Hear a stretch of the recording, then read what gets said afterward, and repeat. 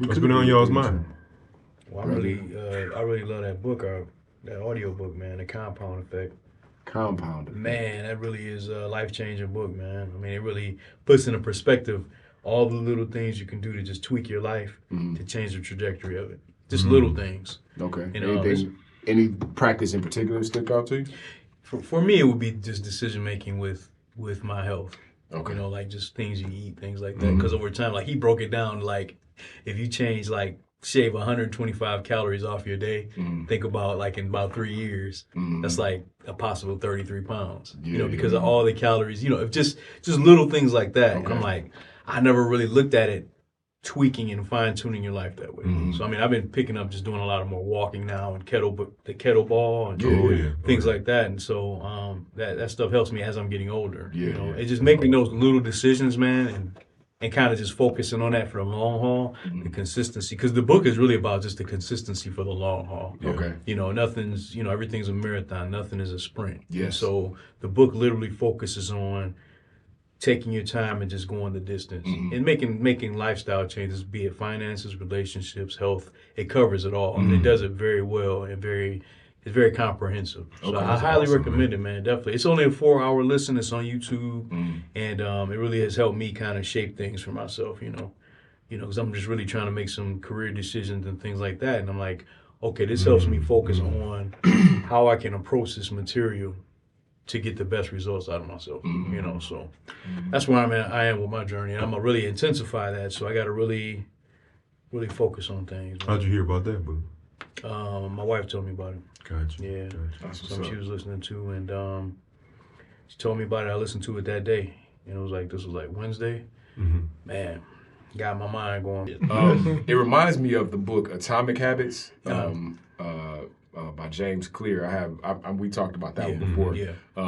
Noticing that changes are not to facilitate results right away. It's more of incremental changes to a lifestyle that by the time the journey is quote unquote over, you'll have made a tremendous amount of progress, and not necessarily saying, hey, I want to, like you say, lose 33 pounds. I want to be healthy instead. That's the goal. So I make these tweaks to be a healthy person, to be fit, not to necessarily make sure I got the biggest biceps or get to a certain number on the scale. It's about making sure that I am a healthy person in all of the decisions, the food, the workouts, blah, blah, blah, whatever. Same thing with finances, like you said, trying to figure out a way to create healthy spending habits and saving habits and budgeting and all this kind of stuff, as opposed to saying, I want to save $100, every month or something. $100 a day. Right, It's like, instead of that, it can just be, I want to get it in my mind to where I say, I'm only going to eat fast food 3 times a week as opposed to 7. You know what I'm saying? Right. But I really like that, man. I'm going to check it out. It's called The Compound Effect. Yeah, and it's an easy, comprehensive read, man. You can just listen to it while you're working or something. And there's a lot of real life examples in there. He starts off the book with 3 different types of dudes. It was like Brad, Scott, and one other guy, and the different choices that they made and where they ended up in 2 to 3 years. Okay. It's very fascinating, man. That's awesome, man. Yeah, because one guy, he started off good, and then kind of just everything fell apart based off of a few decisions. Okay. And I think, because we can even look in our own lives and just look back at certain things, like I probably could have made a different decision with that to kind of tweak things, and it will probably change the trajectory of where I am now, And then you go somewhere and cry and then figure it out. That's true. That's true. Go somewhere, go in the corner and cry and then pull yourself together and give it another try. At the end of the day, you're still a man. Exactly. Get back to it. Get back to it, man. So so the book is very, very good read. I find it very beneficial on many significant levels as it relates to our decision making, our practices, and then where we want to be in 3 to 5 years. So and it just kind of gives you some good pointers and good tips on how to look at things from a different perspective. Whatever you want to attack gives you a good idea, kind of a good blueprint and a way to do that. So that's awesome, man. Yeah. So it's funny. It's like when you see authors that bring out a book like that, and so many of them success books and a road to success or recovery or whatever the case. or whatever the theme is, right? Mm-hmm. And sometimes you never see the struggle at the time during it, right? Right. And I started just today. G saw me doing a video on Forever Grace music, right? Mm-hmm. And I'm inviting people on my journey through the struggle. Yeah. You know what I'm saying? So, you know, wherever it takes me, they can see the trajectories, the decision making, and different things like that. The pain, the frustrations, you know, where it's gotten me so far, where I came from, and just inviting them on that journey, you know, because it's a lot of times the authors already gave you the format, right? They already done the pain, you know, they went through the struggle, they went through the pain, and it's cool. It's cool. I'm not knocking it or anything. I think it's an awesome thing, but you never see the journey. You know what I'm saying? You know, it's kind of like one of those things. So I want to invite people to my pain. I want to invite people to my struggle. You know what I'm saying? So just to see, you know, okay, this is 2024. Where is he going to be in 2025? And I want people to see that. Yeah. It was beautiful because I saw this one, I think it was either a TikTok or Instagram, where a kid took a picture of himself from his youth all the way until current, and he was like 30 years old, and he took a picture, just a snapshot a day, and you saw that, a collage, and you saw the facial hair come in, and he shaved, him going to school, him getting married, you know, dance and different things like that, and he just kind of welcomed us with that journey, and I thought that was pretty cool just to see that as a snapshot in time, you know. The progress. The progress, aging progress, So we're in this fine Black History Month. It's still the beginning of the Happy month. Black History Month. Yeah, Black History Month. So we're all black, man. You know, what do you think, like, something you could do to have an impact on your own life or the lives of people around you? What's something that you would do right now, given your wisdom, your knowledge, your understanding of things at this point in your life? What is something that you could do right now that you feel will be more of an impact on your own life, your family's life, or your friends around you, or just some impact you want to make in the world if you could right now? You know what I'm saying? I know it's a broad question, but if you think about it, the position that you have right now, with the understanding of certain things, what is something that you would want to do moving forward to have a help, you know, be more of a help to your people? For me, a recent practice that I've been employing a lot more intentionally is putting myself in the shoes of people around me. Whether that's a stranger that cuts me off on the freeway, or, you know, the cashier at the checkout counter, or a friend or a family member, a loved one, whatever. The situation that we talked about a minute ago, before we got on camera, my goal or my intention was to put myself in this person's shoes. Yeah. And to see as well as I can, obviously. Right. I can only respond to it based upon my experiences, but I can sympathize. Yeah. And so I try to put myself in a person's shoes and remember, number one, that no matter what they're going through, they're still a human being. Yeah. That every single one of us has a life that's just as fully fleshed out as my own. Yeah. Which means that every one of us has things that trigger us. Everyone has things that make us sad or angry and happy and joyous and blissful and, you know, all of these kind of things. And to try to get an idea of what that looks like and feels like for another person allows me to be able to connect with people in a different way. Right. Because it's not just me responding to you, whether it's in word or behavior, based on my own bias. Yeah. It's more, I'm trying to say, okay, well, for instance, I spoke to a friend of mine that has children.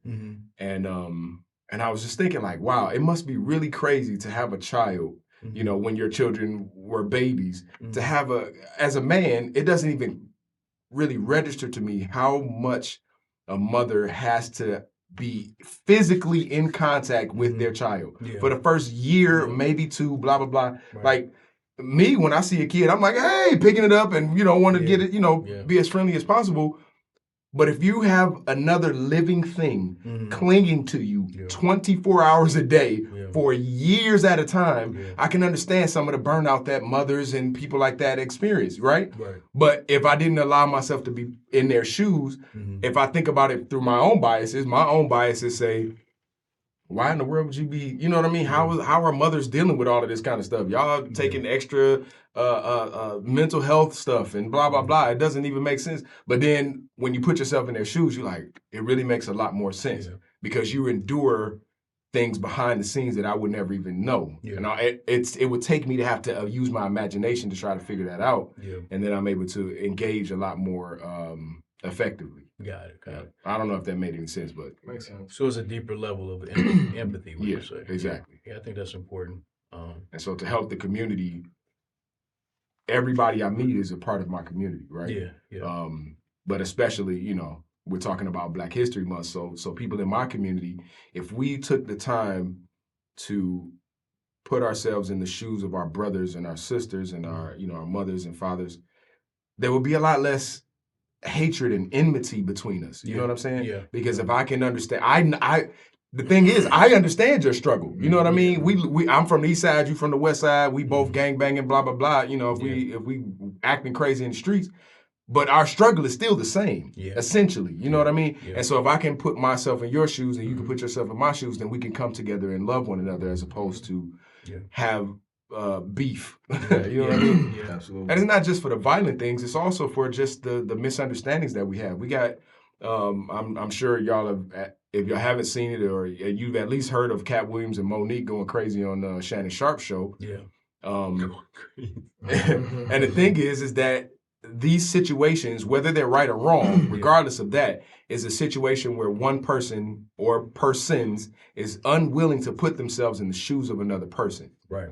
The only reason why I can't give you grace or forgiveness or try to figure out how to repair bridges that have been burned is simply because I'm not willing to put myself in your shoes and see where you're coming from. Yeah. Because if I can't, even if I still don't agree with you, I can still say, okay, well, I see where you're coming from and I understand your pain or your concern or blah, blah, blah. Yeah. And if we can work together, you put yourself in my shoes, then we can come together and have some sort of cohesion. Yeah. But we're not seeing that in our community, not very often. You know what I mean? Yeah.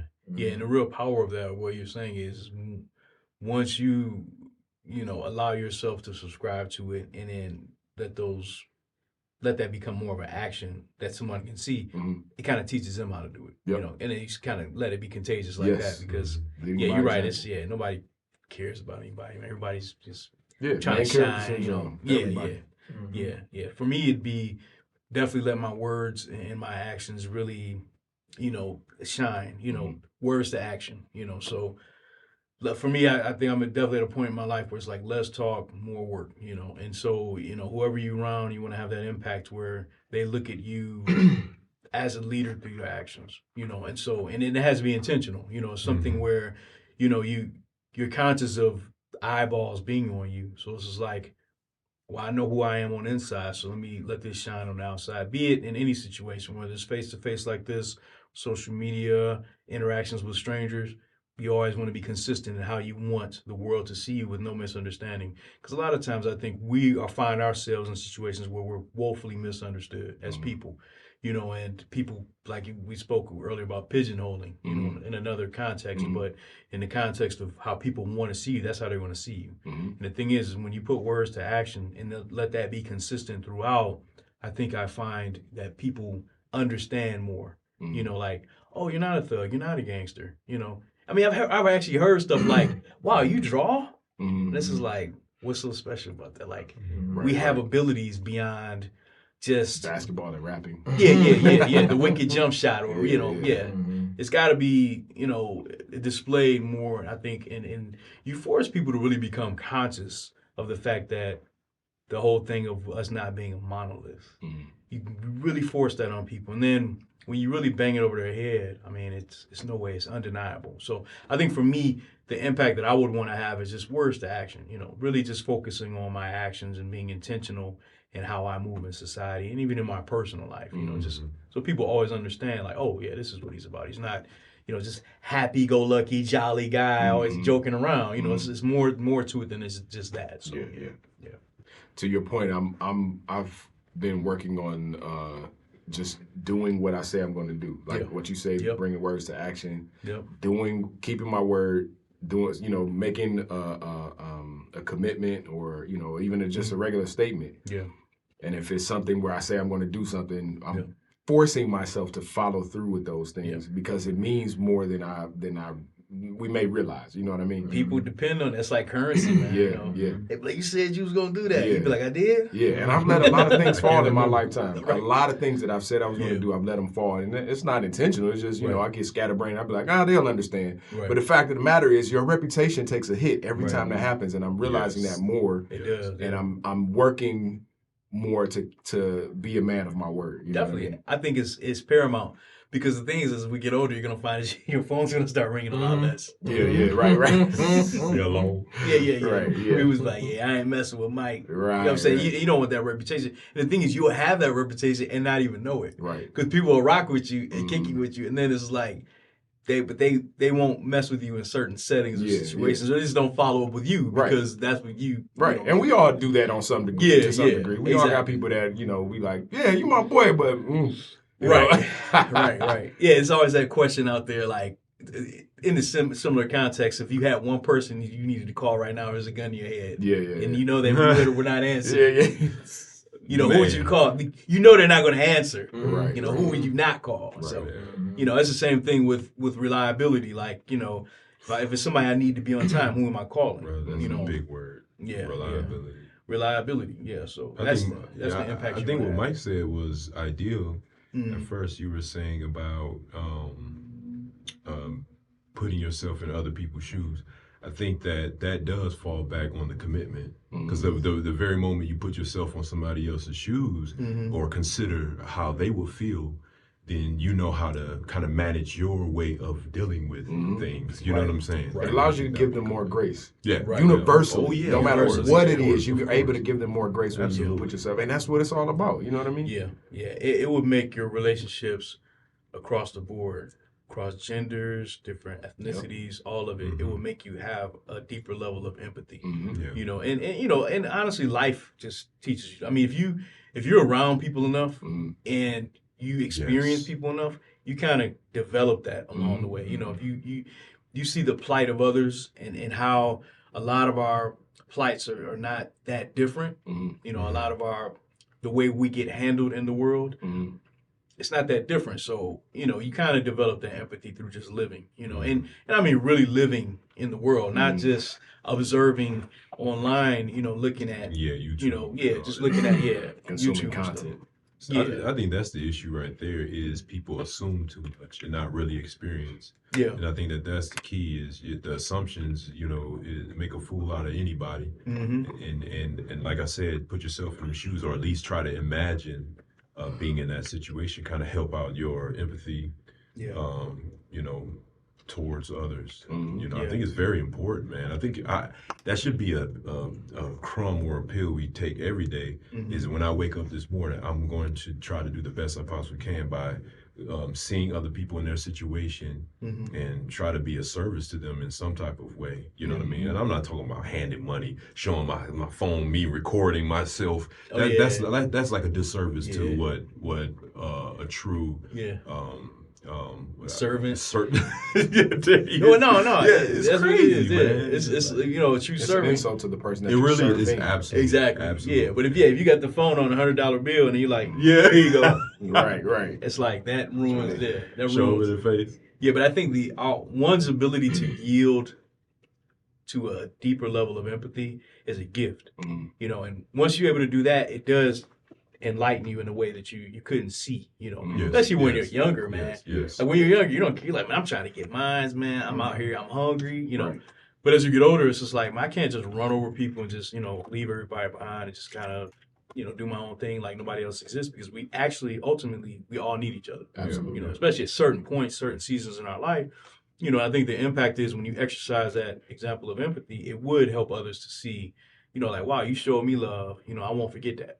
I may not be able to exercise it to the level and to the degree that you can, but I won't forget it. And when you see your brother dealing with something and you open that door, they won't forget it. And then if they, they feel more comfortable coming to you or somebody else, so it's a language to it. It really is. And I think, once people yield to it, yield to it selflessly, I think that makes the difference. It has to be a selfless move, though. It can't be.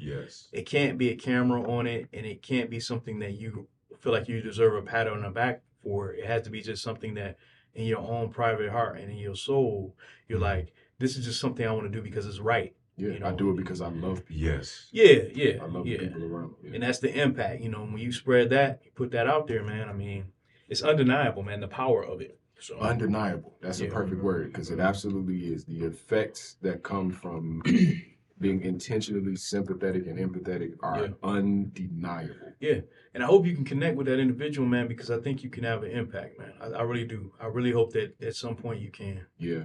I'm constantly asking myself, when people experience, moments of crisis that I hear about or I see or we witness, as a collective, I'm always thinking, my first thought is, what brought that person to that moment? You know what I mean? Right. What is it that this person has experienced either recently or maybe years ago or decades ago that have brought them to the moment where they're crumbling in front of us? Yeah. You know what I'm saying? Yeah.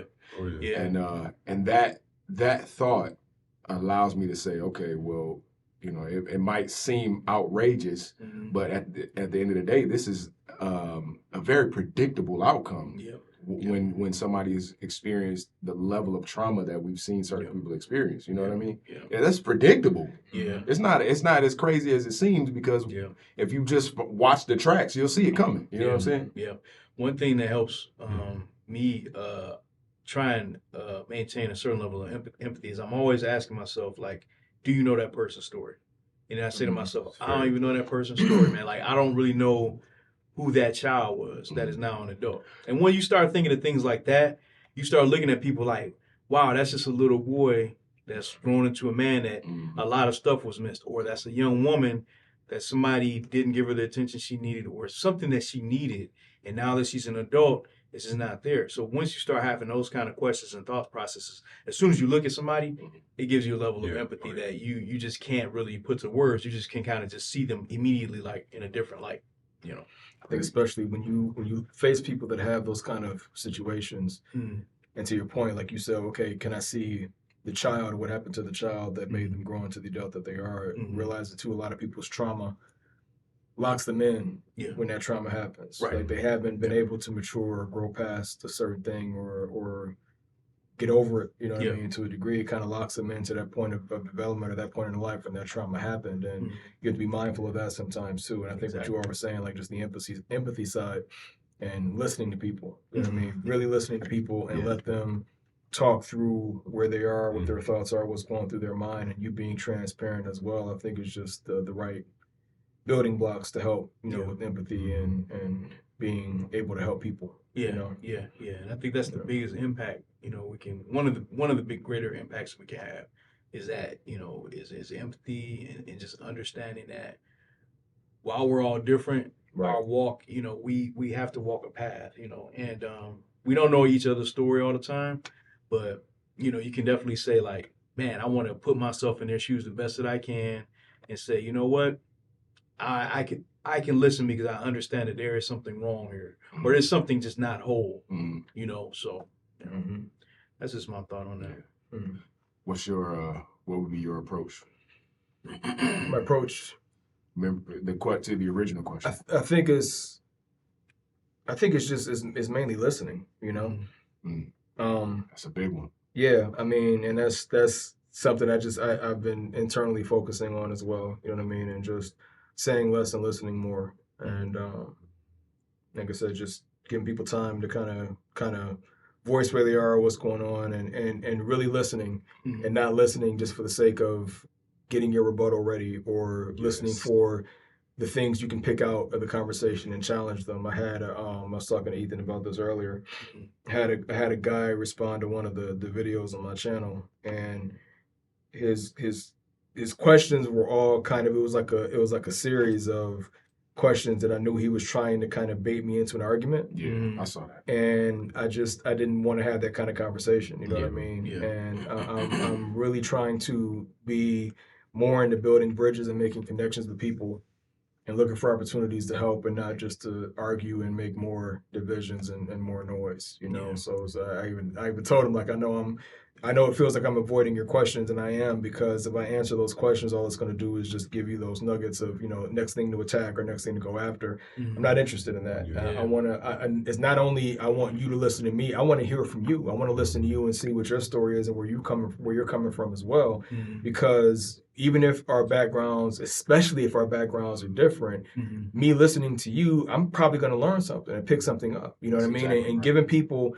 that benefit of the doubt that everybody has something to offer, and I want to listen to, I want to hear you out and hear what's your story, what you've gone through, what are you going through right now, or where your mind is. I'm listening, and I'm listening for what can I pick up from this person and learn from this person. And it's not going to be everything, maybe I pick up one little grain out of what they said, and this, they laid a whole beach full of sand in front of you, but I'm still listening and expecting and hopeful that I can gain something from that person, and listen and pick up something that's going to help me grow and me be a better person. And I think if we all kind of give each other that benefit of the doubt, like we're saying, assuming goodness, assuming that people are, again, not knowing their story, that they're trying to do the best they can to get through life.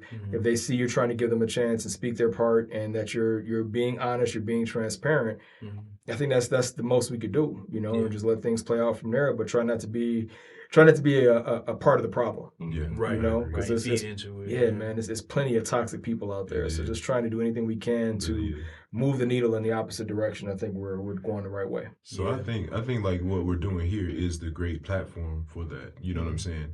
It's like we all have our different backgrounds, and we're brothers, we're black, we have our experiences and whatnot. And the thing is like we already know in society, we know that blacks get a hard side of things, right?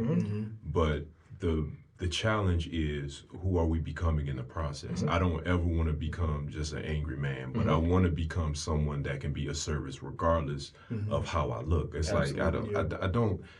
Those are conversations. You and I, G and I, we challenge one another all the time. You know what I'm saying, when it comes to that, right? Because I think that it's healthy. It's healthy that we can, because it's healthy that we can talk to one another about these hard conversations, so we can develop some type of resolution in our own thoughts for peace. And I think that's the peace within ourselves, because I think when you were talking about empathize, I think perspective is like another one of those words that we have to recognize. Absolutely. Like looking at someone, it's a perspective. From my eyes, I have a certain perspective. You said bias too. And I think that that's something that we have to recognize and always bring in the forefront of our mind when with decision making, with judgments. And judgment is one of those words where I think it gets a bad rep sometimes, because we all judge in some type of way. It's just how you do it. You know what I'm saying? How you make them decisions, right? And so I think moving forward for myself, I've been thinking more of just like what you're saying about with the listening. I would say let my words be few, but if you speak, let them count.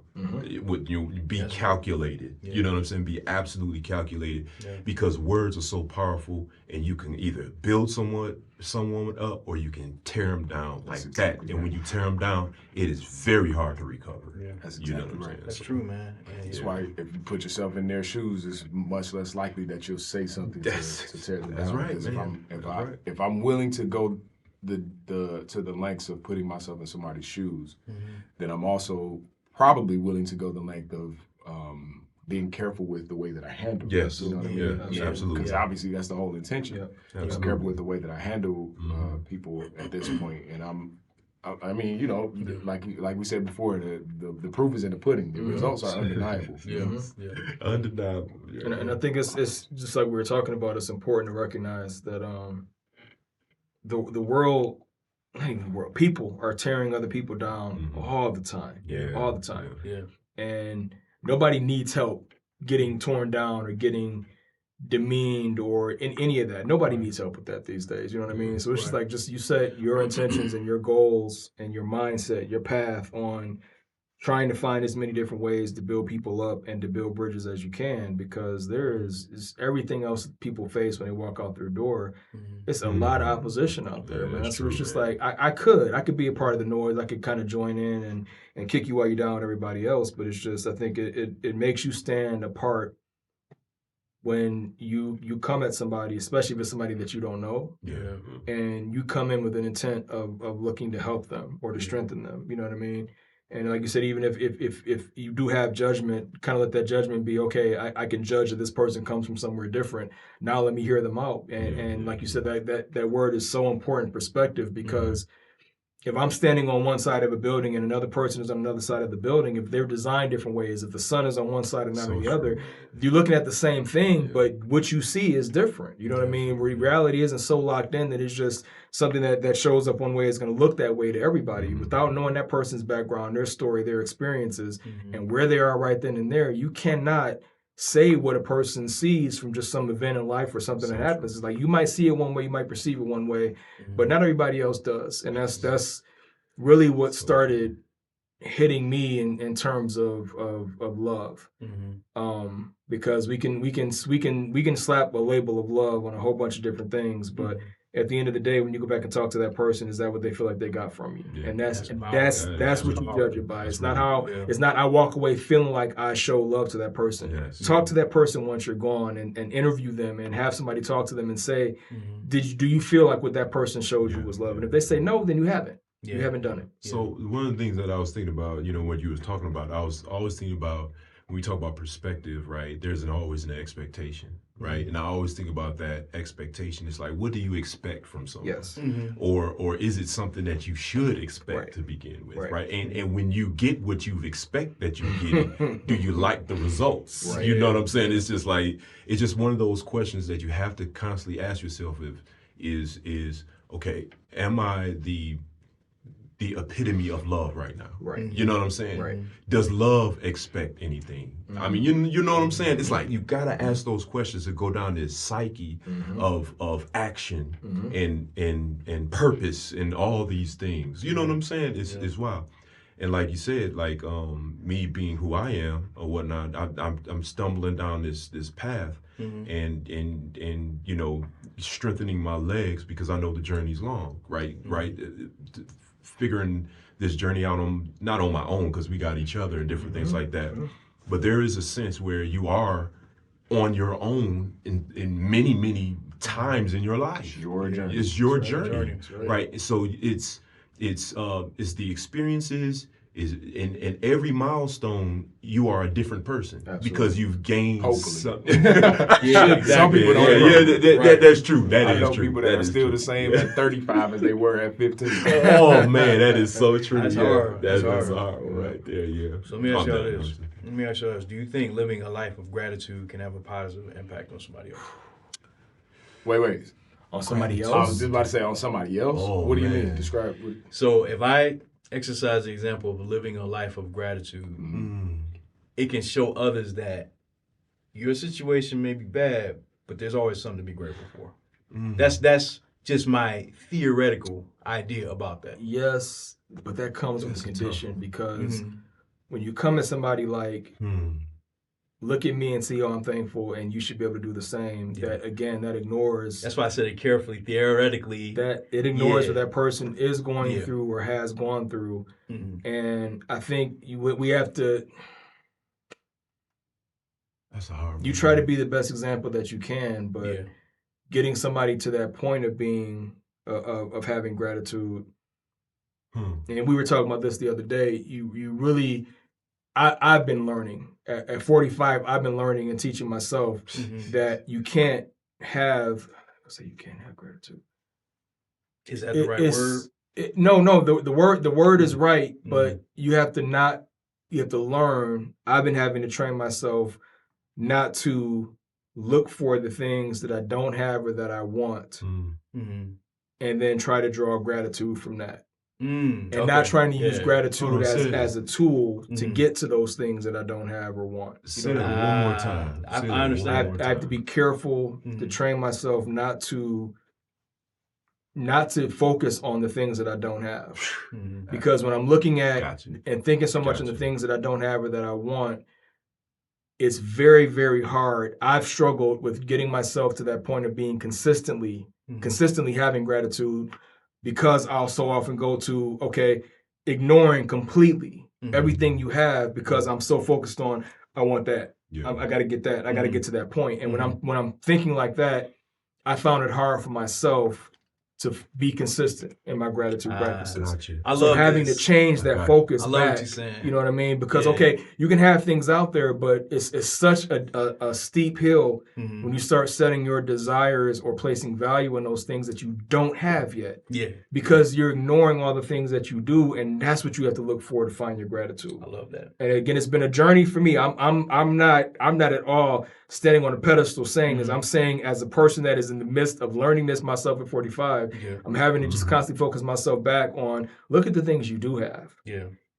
Get all your gratitude out by looking at those things that you do have. Yes. The stuff that you don't Yes. have right now, Yeah. again, I'm 45 years old. I've made it without those things in my life this far. Mm-hmm. It can't be critical. Yeah. You know what I mean? It Yeah. can't be mission critical. It can't be something where life is hanging on the line Yeah. for that one thing or that whatever things I'm chasing that I don't have yet. So look at the things you do have, what you have accumulated, amassed, whatever. You know, it's not just possessions too. Yeah. Yeah. But you have to look at the things you do already have in your Love that, possession man. and be I be love that. gratuitous with that.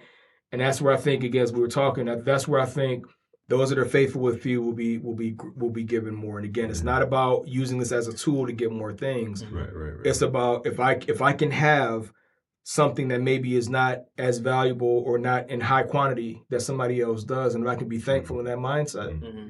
that's what I think makes us ready and worthy to be receiving love it. more. You know what I mean? I love But that. it has to be on focusing on what do I have, and again training myself to focus on looking at what I do have or what I have already gained or whatever, and getting my mindset in to be in gratitude and to be thinking on being thankful, looking at what I do have and just training myself not to focus on trying to find gratuity or find a mindset of gratitude while I'm looking at those things that I don't have. It just it throws me off anyway. Yeah. I love that. That's Throws perfectly me said. And I love that you spoke with consistency, because as I was sitting here earlier, the two words that dropped in my head were gratitude and consistency. And I couldn't see how Mine to, too, bro. I'm telling you. I couldn't see how to put them together, but you did it perfectly. And the thing is, I would always be careful. I would never be so arrogant to think that, hey, I'm able to live a life of gratitude. Why can't you? But people No, do though. Yeah. A lot. Yeah, know. that's Lot. scary though. Yeah, man. I think that's Yep. dismissive, and then Yep. it doesn't, because again, your story is not my story, you know. But I was asking it in the mindset of, again, being an example. You know what I'm saying? So if I live a life of gratitude and I show, hey, I'm grateful for my condition, because hey, and then the way I'm limiting myself is that, hey, we're all a part of the human condition, right? We all got problems. We all have mental gymnastics that we gotta jump through. But if we live a life of gratitude, then it allows us to give not only ourselves grace, but give others grace. Because, well, first of all, we live in a life of like, hey, I'm grateful for having air in my lungs, right? And so it's hard to talk to somebody that's, say, for example, want to take their life, I mean, but you want to try and say daring, but you always want to try to say it's something to be thankful for. And you can't, like, I don't know if I dare say that to somebody, because somebody's situation may not be like mine. It may not be anything to really, you know what I'm saying? So that's why I wanted to get y'all's insight on can living a life of gratitude minister to somebody. So I think for me, I think the answer is yes. Mhm. And the reason why I say that is because if I live a life of gratitude and it allows me to flourish spiritually, emotionally, and, in any other means, natural things, then I'm able to be more effective in that person's life. I don't have to beat you over the head with my gratitude practices. That's the thing. whatever. Okay, that's what I want to hear. Yeah. My life of gratitude allows me to be more open to the things Thank you. that a person next to me might need. That's And then second, I think and this has just been in my experience, I think when it comes to dealing with somebody who is in a moment of despair, gratitude has to be entangled with hope. Yeah. Because if you can't find anything in this moment to be thankful for, so much so that you're willing to end your life, then the very next thing that, for me anyway, this is, I'm not a doctor or a psychologist or a therapist or anything like that, but to me, it stands to reason. That's a better way to put it. To me, it stands to reason if I can introduce or show you even a glimmer of hope, then gratitude can find its way in there. You know what I'm saying? So I can say, for instance, I don't know, you're dealing with, you lost your job or something like that, and you gotta, you got mouths to feed and all of this kind of stuff. If you get to the point where you are so in such desperation and such despair in your life that you're saying the lives of my children aren't worth me sticking around, my life is not worth me sticking around, these types of things. I'm trying to think if this is the right way to say this, because I don't want to put this out and then somebody gets the wrong idea and it's not accepted, because again, I'm not qualified other than just life experience. You know what I'm saying? Right. So take what I'm saying with a grain of salt, but it's my opinion, it's my thought that if I can introduce you and say, hey, I know that nothing seems worth it right now, but remember the last time nothing seemed worth it? Because most of the time when somebody is at that point, they've been at that point before. Right. You know what I mean? Right. Most people who are really at the brink have been either teetering or at least visited that space before somewhere in life. Yeah. And so my approach is, okay, well, you've had times where it's been as dark as you can imagine before, you didn't see the light before. Right. And at some point that light came around, whether it was the birth of another child or, a job opportunity that fell out of the sky seemingly, or, your spouse or your parent or whoever has hurt you or you feel hurt by somehow came around and apologized or gave you a hug that you weren't expecting. These things, and it brought you up. Something brought you up at some point in your past. And so if you can remember the past, remember the way that darkness transitioned into light. When you were at your darkest point, it ended up being something where you were able to, or I can push on at least one more day. If I can get you to remember that and say, hope is still around the corner every time, no matter how dark it is, hope is around the corner every time.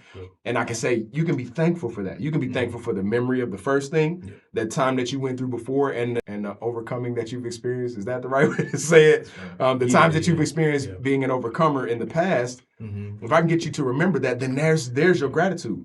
Be thankful for the times that you've had before. And again, I agree with both of you. It has to be done very, very gingerly, because somebody that's on the brink is, on the brink. You know what I mean? You have to exercise humility in your words, for sure, and tread very carefully. For sure. I said, I dare say, absolutely, that my gratitude could have some positive impact on someone else. That's arrogant. I can't really say that, but I just pose the question because, again, if we're walking in an example of light, what can we do? What are the things that we can do to, like, I like the segue, this can segue into this. What you said is, what can we do to show somebody their strength? You know what I'm saying? I'm not that we're like super strong, but what can I do to show you your strength? We're helpers one to another. When I'm weak, you're strong, and vice versa. Exactly. And that can keep somebody off jumping off the ledge. Just say, because I kind of like that question where it's just like, remember the last time. Because if you remember the last time, you're still here, we're talking. So, think about that and think about your strength. Think about, because I love with, I think Dave Chappelle said it about not being dismissive of people that are either commit suicide or something like that. I think Royce had it in a song, Strong Friends. It's called Strong Friends. Okay. It's about people that take their life and in the level of strength in and of itself to even come to that.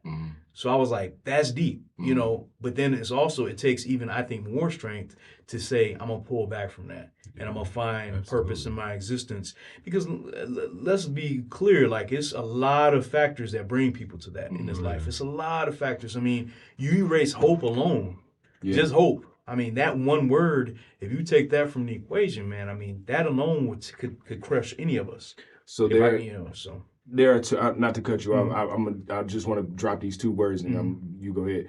There are two words that stand out to me when it comes to the people that I've been around that have been in that situation. Despair and comparison. Okay. If you allow yourself, and it's not, I say allow yourself as if it's, blaming it on somebody, and I'm not. I don't know a better way to say it. So I'll just say it that way, but forgive me if that's not exactly the right way. If you allow yourself to sink into despair, then those comparisons to your neighbors Mhm. becomes that much more significant to you. Yeah. Because if you're spending so much time focusing on why your grass isn't as green as you'd like it to be, Yeah.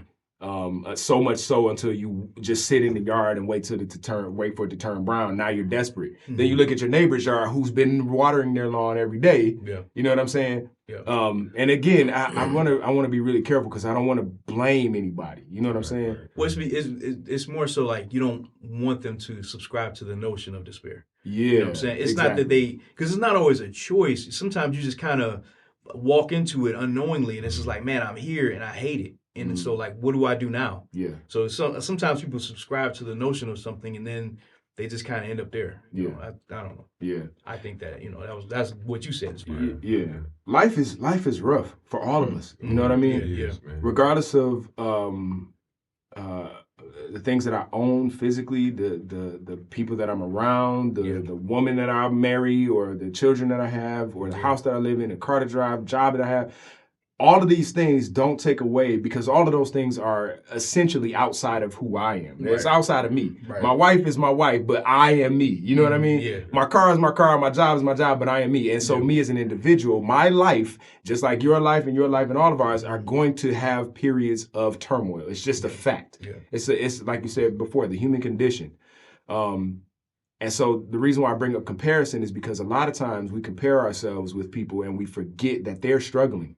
Exactly. You might have the money that Elon Musk has, but Elon Musk is like going crazy. You know what I'm saying? And I'm serious. This man is. I mean, and I'm not casting any disparity. I'm not talking bad about him. Yeah. But I'm just saying that regardless of what your status is in life, there's always going to be that turmoil in life. That's just a part of life. Yeah. Life is struggle. It's challenge. Yeah. The experience is overcoming challenge after challenge after. You know what I mean? That's the whole game. That's the whole game. Yeah. You just said yourself, it's a marathon. You put on sneakers and you warm up and you train for a marathon. Yeah. You don't just wake up out of bed and get to running. Start running now. You have to know what you're doing. You have to understand that this is a challenge.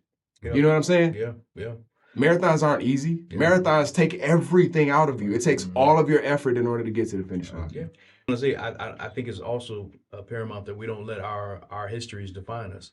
I think a lot of times people get trapped in their history and they're like, I can't be anything else. Yes. You know what I'm saying? And I think that is another killer of that hope. You know, and it keeps you in despair. Yes. Yeah. Because you're like, historically, I mean, I've been a loser. Yeah. And so now what would change? What can change that for me?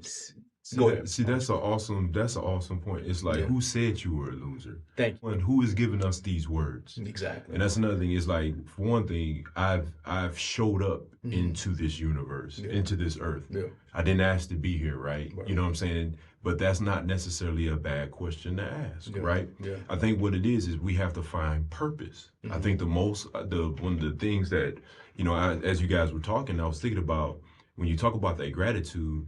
I think what it is a lot of times people are not finding purpose, or they're not asking the question or the direction to find out what their purpose is. And that's the reason why I say, for myself, I can't speak to anyone that's going through turmoil and traumas and had these bad experiences. Whatnot. I had my own bad experiences, right? That I'm still dealing with. Like you said, I'm 45 and I'm still trying to figure some stuff out, right? Sure. Yeah. But the whole idea is this. I think one of the key factors and roles that we can play is be a service to someone else. The whole idea of that gratitude is I don't have to say that I'm humble. Be humble. I don't have to say that I'm gracious. Be gracious. I don't have to say that I have love. Show love. That's exactly Become that. Yes. You know what I'm saying? And then people, the peripherals around us, are going to recognize who you attempt to be, not to say who you are. You know what I'm saying? You become it's that. a work. It's a work, just like Al said. Put on them sneakers. Yep. You know what I'm saying? Stretch a little bit, because this road is going to be rough. That's you know right. what I'm saying? That's And right. be a service to someone. And if my servitude can just be if someone see me not faint. You know what I'm saying? I'm not going to faint. You know, I'm not going to bow Push a down. little I'm not gonna harder. do this. Yeah, Push a little when harder. it gets rough. That's kind of my perspective. But, you know. You mentioned a few minutes ago, Al, you said that, you know, historically I've been this or blah, blah, blah. I had a thought earlier today talking about, we're just thinking about the traumas of, you know, youth and life and all that kind of stuff. and I realized that there are a lot of things that we experience that may not be our fault. Right. As a child or as an adult. But we have to understand that every one of those things at some point in life becomes our responsibility. Yeah. It's not our fault, Right. but we are responsible for fixing that within ourselves. Exactly. So if you had, we control our response to whatever it is. Right? Well, I mean, okay, so for instance, what I mean is this. So yes, you're right. But I'm saying, like, let's say, I mean, we already here. So let's say, you have a child that is experienced some sort of extreme childhood trauma, right? As a child, obviously that's not your fault. And I've seen adults blame children for things that have happened to them, which is the wildest thing I've ever heard. But anyway, that child is not at fault. But when that child becomes an adult, at some point in life, it becomes the ideal way to deal with it for that person to realize this is my responsibility now.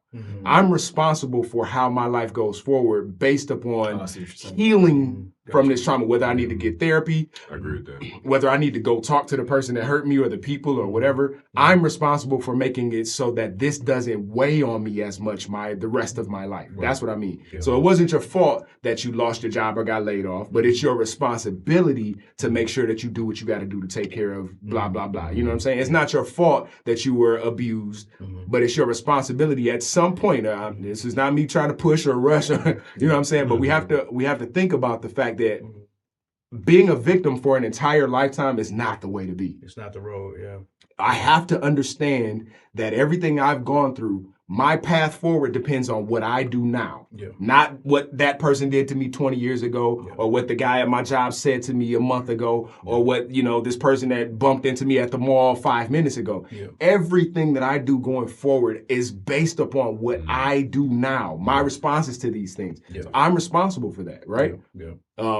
And it's again, I understand that this is easier said than done in a lot of situations because trauma hurts. You know what I mean? Yeah. I mean, that's why it's called trauma. Yeah. You know what I'm saying? So I understand that it's easier said than done, but I think it's worth it to put it out there that we can start to think about things in a different way, because if we allow ourselves to maintain that victimhood, then how can we ever grow? Right. You know what I'm saying? Yeah.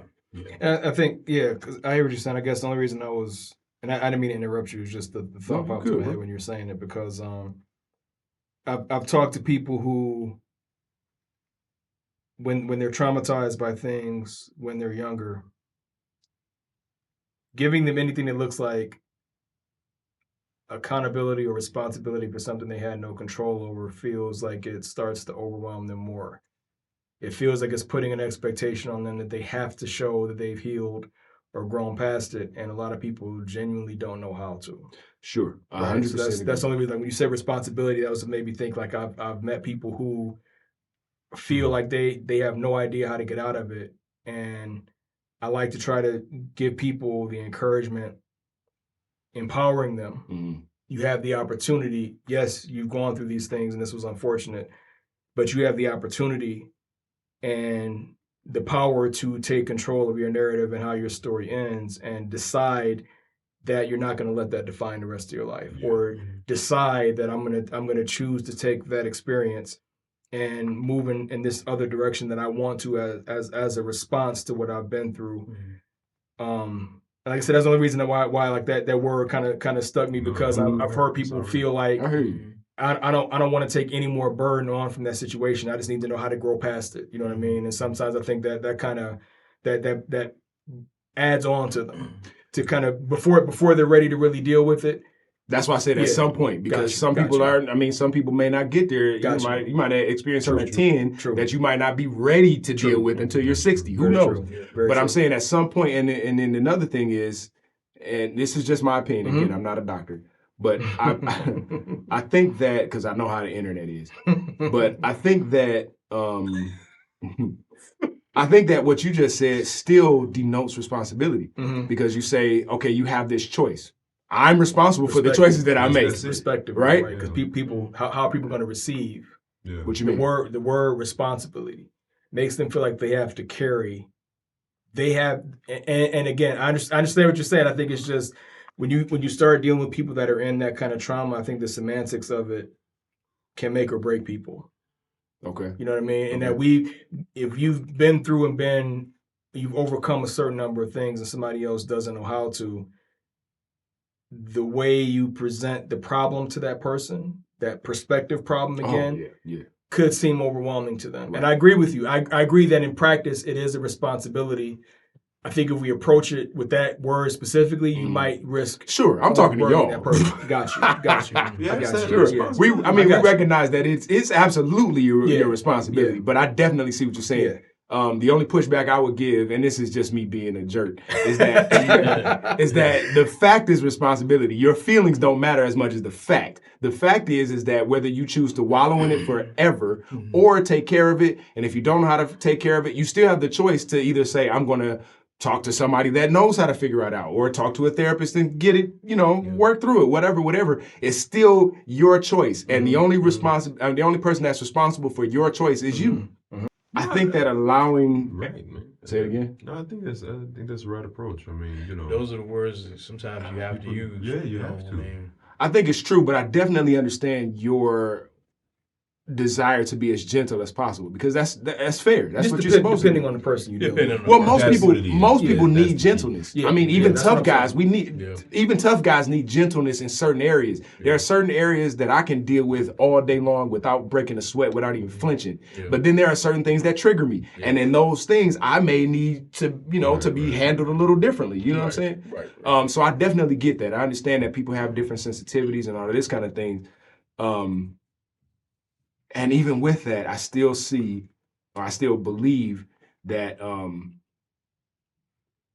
we have to be responsible for the choices that's what it boils down to. We're responsible for the choices that we make, and the choice is whether I'm going to say, and there's a certain level of self-awareness, obviously, that comes along with it, because that's how you know when you're ready to deal with something is by being self-aware and understanding, the reason why I have trouble with all relationships is because I had this experience a long time ago. You know what I mean? Yeah. But once that comes, then it becomes that choice. Okay, I can either say, well, this is just who I am, which we see a lot of that. A lot of people just say, this is who I am, or they blame it on or they blame it on their star sign or something. I'm an Aquarius, Right. But or whatever it might be. But my thing is that you're making a choice to lean on that as a crutch, at least in some degree. Who knows what? I'm not gonna get into that, but into the effects of that type of stuff. But my point is that at some point you're leaning on that. If that's how you describe everything, if that's the answer that you have every time somebody says, "Hey, bro, you tripping?" Well, I mean, this is who I am. Right. Nah, bro, you have to be responsible for making a decision about if that's who you want to be. Yeah. You know what I'm saying? But some people's the nature of some people's trauma is some people feel not only overwhelmed but overpowered by their trauma sometimes. And we've all had this conversation before. We've all come up under hard teachers, and we are of the stock of men that thrive under hard teachers. We've had coaches for sports, military, martial arts. It's been a long list of teachers, pastors, and things like that that we've all shared, and we're all the kind of men that thrive under hard teachers, and we grow from that. And I tried spinning that on my young son one time, and he immediately broke out into tears, and that just made me realize that, this will help him get stronger when he's older. That's not the right approach for him right now. You know what I mean? Sure. And having to realize that some people feel like their trauma has already taken so much power from them. Us who have some measure of control over our responses and have that level of maturity have to find as many opportunities to transfer power to that person as possible. Sure. And to convey strength to them, because some people, again, genuinely don't know how to get out. And it's not, they would break and falter if presented with the overcoming of their trauma as something that they have to just get strong and overcome. It might, for us, I could get it. You know what I mean? I get that. It's like, and I could take that and I could thrive from it. I could feed off of that and channel it into something different. There's a lot of people that just aren't at that level of maturity. Yeah. I must be a terrible dad because I tell it's at the right time. Even my kids, like at a certain age, I don't go off on them or whatnot, man, but I lay it out. You know what I'm saying? If they cry or not, I do it, but Yeah. and I don't do it in a mean way. appropriate. They It's appropriate, they though. still come to me and embrace me afterwards, and I embrace them. Yeah. And still, Trust me, but they're gonna be just, well. Yeah, Both y'all. What you were saying, G, goes back to putting yourself in another person's shoes. It goes back to having that being empathetic and being able to say, okay, I can see based upon what you showed me and what you told me, you know, that this is hard for you. And I want to make sure that I'm clear. I'm not saying that it should be something where it's a knockdown, drag out, where it's, you know, grow up or shut up. It's not that type of thing. I got you. You can't climb the mountain of whatever we're talking about, healing or whatever, without taking the first step at the base. What I'm saying is each of us is responsible for looking at our mountain and realizing that none of us are going to jump a mountain. It's just not possible. All of us, though, have the capacity to take at least one step. Whether I take a step that's like this or whether I take a step that's a tiptoe step. I'm responsible for whether I stay still or get moving. That's what I'm trying to say. Gotcha. So it's not so much where, you know, it's not at all, not even not so much. It's not at all where I'm saying that harshness is the way to get a person to I never thought you said that. I didn't. You know what I'm saying? Right, and I know y'all even wouldn't what you're think saying. that, I but know I'm that saying that's I not want to me make sure that I'm heard clearly or understood that this is not something where I'm saying, well, you know, just pick up yourself up by your bootstraps. Right. So this is the thing, man. This is the thing, and I remember what I was about to say. It's about lowering the hoop. It's like we're doing a disservice if we lower the hoop. So we know that like kids, they never done that to us. Like lower the hoop so the kids can shoot or have fun playing basketball. You learn on a regular, regulated rim. You know what I'm saying? You build your strength up, your body, your psyche, and everything by shooting where the adults shoot. But if you lower the hoop, then you're not achieving the momentum, the strategy, the aim, and everything like you should. You see what I'm saying? I think that sometimes that, and I'm not saying be harsh. I'm not saying to be harsh at all. But I think that there comes a time of development where we have to develop people at the foot of the mountain, right? You got to take the step. It's hard. Yeah. Life is hard. And some people, I think it's important to note that difficult. Right. I think it's important to note that some people are going to go up the mountain in a month. Some people are going to take 10 years to get up. It takes the mountain. time, man. And that's the thing where that grace comes into play. If I'm walking alongside somebody that is feeling weak and they need help getting up the mountain, I just read that today. It's a guy that said, I helped a good friend climb a mountain, and then when I looked around, I realized we were both at the top. You know what I'm saying? So if I'm walking with somebody that doesn't have the strength that I have at all times, and sometimes it'll be reversed. I'm certain of it. But I can. It's okay that I walk at their pace because we're making progress. That's what I'm getting at. Give people grace to make progress at their own pace. As long as we're moving, as long as we're falling, even if we're falling, as long as we're falling forward, like a field goal. I mean, not a field goal, a first down or a touchdown. I ain't no football player that's carrying the ball ever. You ain't gonna never see none of them crumple. They're all gonna fall forward or slide or something because they're trying to make as much progress as they can, even in the moment where they're going down. Right?